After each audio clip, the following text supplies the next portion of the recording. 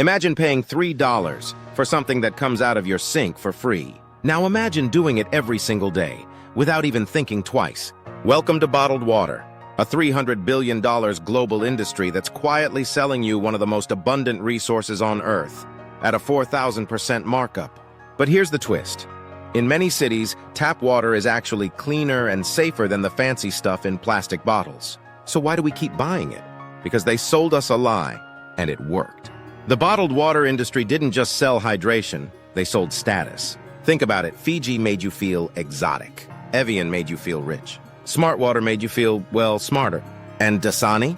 It made you feel like you were drinking something better, even though it's literally filtered tap water from a Coke factory. That's not a conspiracy. That's on their own label. But this story goes way deeper than clever branding. Because the bottled water scam isn't just about tricking you into overpaying. It's about how these companies quietly took control of public resources and then sold them back to us. Nestle, for example, pumped billions of gallons of water from natural springs and public land, paying next to nothing in fees, and turned it into one of the most profitable products in the world. In one town in Michigan, they paid $200 a year to extract hundreds of millions of gallons. Locals protested. Nestle doubled down. They said it's legal, and they were right. Because bottled water isn't just a product. It's a power play. A symbol of how branding, psychology, and privatization can turn a human right into a cash machine. But it doesn't stop there. Because in some countries, companies are now bottling air, literally, and selling it for $150 a can. How did we get here? Let's rewind. Because this isn't just about water. It's about how corporations convinced us that natural free things, like air and water, should have a price tag. And how once you own a resource, the profits never stop. This story gets worse, much worse. To understand the bottled water scam, we have to go back to the 1970s. At the time, bottled water was almost a joke, mostly sold in Europe for medical reasons or rich tourists. In the US, tap water was king. It was cheap, clean, and people actually trusted it. Then came Perrier. They weren't selling water. They were selling French luxury. Glass bottles, green tint, elegant label. It felt like champagne, not hydration. And America ate it up. That's when the floodgates opened. Companies realized something huge. If you can make water feel premium, you can charge whatever you want. And so they did. Fiji launched in the 90s with an ad campaign that basically said, "This isn't your gross urban tap water. This is pristine island water from the clouds." Evian leaned into health and youth. Smart Water brought in Jennifer Aniston. Even Coca-Cola got in the game with Dasani, selling glorified municipal tap water with a sleek label and a whisper of minerals. And guess what? We believed them. By the early 2000s, bottled water was everywhere. In gyms, on desks, in cars. It became a status symbol, a lifestyle choice, even a fashion accessory. You weren't just drinking water, you were curating a brand. But here's the scam. Most bottled water isn't from a tropical spring or a magical glacier. It's from the tap. Filtered, repackaged, and sold back to you. Don't believe it?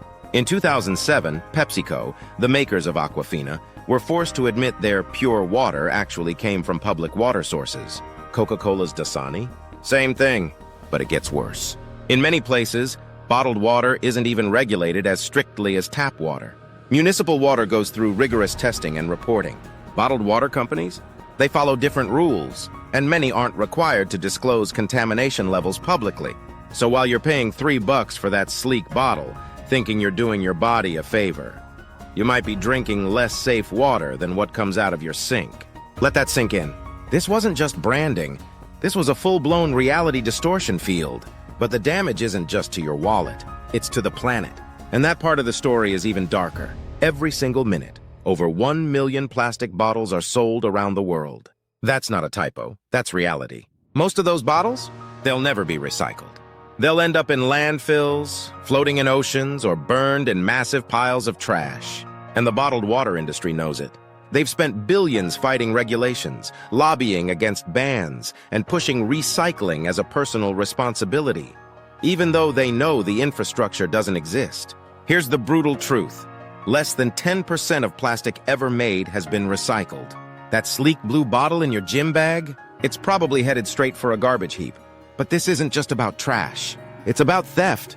Many of the biggest bottled water companies, Nestle, Coca-Cola, Pepsi, don't pay fair market prices for the water they bottle. In fact, in some places, they pay next to nothing. In Michigan, Nestle drew hundreds of millions of gallons of groundwater for just $200 a year. Meanwhile, local residents were dealing with toxic water in places like Flint. And Nestle? They bottled that Michigan water and sold it for $1.50 a pop across the country. It's not just exploitation. It's extraction economics, draining natural resources from poor and rural communities, packaging them and selling them to the affluent under the guise of purity. And it gets worse. In drought-ridden California, bottled water companies continued to siphon off millions of gallons, even as local farms dried up and wildfires raged. Activists protested. Lawmakers complained. But the water kept flowing into trucks, into bottling plants, and into profits. Because here's the playbook. Find cheap water. Sign a sweetheart deal with a town council or state agency. Bottle it, brand it, sell it for 500x the cost. And if anyone complains, blame the consumer. Say it's a choice. Say it's about lifestyle. But at the core, bottled water isn't just a product. It's a marketing illusion built on convenience, insecurity, and manipulation. You're not paying for water. You're paying for trust. And you never realized they already had it for free. But how did this all become normal? How did we get tricked into thinking tap water was trash and plastic bottles were elite? The answer lies in fear. And fear, as always, sells. It started in the 1970s and 80s. A shift so subtle you didn't even notice it. Bottled water wasn't new. It was a niche luxury item sold in glass bottles to rich Europeans. But in America, people drank from the tap. Always had. Then came the scare campaigns. Ads claiming tap water was dirty. News reports hyping up trace contaminants. Celebrity endorsements for clean, pure, natural bottled brands. Even when most municipal water in the U.S. was, and still is, perfectly safe, the fear had already taken hold. Perrier made it sexy. Evian made it chic. Aquafina and Dasani made it unavoidable. And that was the trick. They didn't sell water. They sold status. They sold health. They sold fear of the alternative. And it worked. Within a decade, bottled water went from a weird flex to a $100+ billion juggernaut. But here's the twist. Most bottled water? It's just filtered tap water. Aquafina? Comes from the same public sources as your kitchen sink. Dasani? Same deal. Yet it's sold with photos of mountain streams and glacial snowcaps. You're not just drinking water, you're buying an identity, a fantasy. And the industry knew exactly how to scale it. They cut deals with sports leagues, put coolers in every gas station and checkout aisle, made it the default drink at meetings, gyms, classrooms. They even funded hydration research, pushing the idea that if you weren't drinking water constantly, you were slowly dying. And it worked. Americans now drink more bottled water than soda. The industry didn't just sell us water. They rewired our brains to crave it in the most expensive, wasteful way possible. Meanwhile, the companies laughed all the way to the bank. They weren't innovating. They were extracting. From your wallet, from your town, from the planet.